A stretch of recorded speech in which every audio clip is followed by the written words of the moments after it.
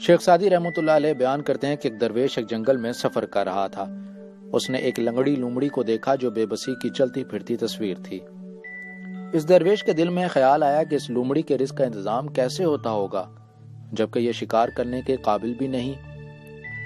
درویش ابھی یہ سوچ ہی رہا تھا کہ اس نے ایک شیر کو دیکھا جو منہ میں گیدڑ دبائے اس لومڑی کے نزدیک آیا۔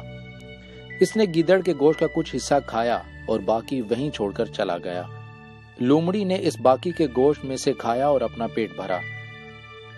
درویش نے جب یہ سارا ماجرا دیکھا تو اسے اتفاق قرار دیا اور یہ دیکھنے کے لیے کہ یہ لومڑی دوبارہ اپنا پیٹ کیسے بھرے گی وہیں قیام کیا۔ اگلے روز بھی وہی شیر منہ میں گیدڑ دبائے اسی جگہ آیا اور اس نے کچھ گوشت کھانے کے بعد باقی ویسے ہی چھوڑ دیا۔ لومڑی نے وہ باقی کا گوشت کھا لیا اور اپنا پیٹ بھر لیا۔ درویش سمجھ گیا کہ اس کے رزق پہنچانے کا انتظام اللہ کی طرف سے ہے۔ اس نے دل میں فیصلہ کر لیا کہ میں بھی اپنے رزق کے لیے کوئی جستجو نہیں کروں گا اور میرا رزق اللہ تبارک و تعالی مجھے خود پہنچائے گا، جس طرح لنگڑی لومڑی کو شیر کے ذریعے رزق پہنچا رہا ہے۔ درویش نے یہ فیصلہ کر لیا اور ایک جگہ جا کر اطمینان سے بیٹھ گیا۔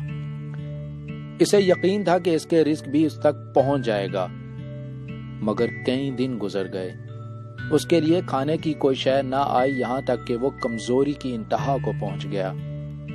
اس دوران اس نے ایک نزدیک مسجد کے محراب سے یہ آواز سنی کہ اے درویش، کیا تو لنگڑی لومڑی بننا چاہتا ہے یا پھر شیر جو اپنا شکار خود کرتا ہے، جس میں خود بھی کھاتا ہے اور دوسروں کو بھی کھلاتا ہے؟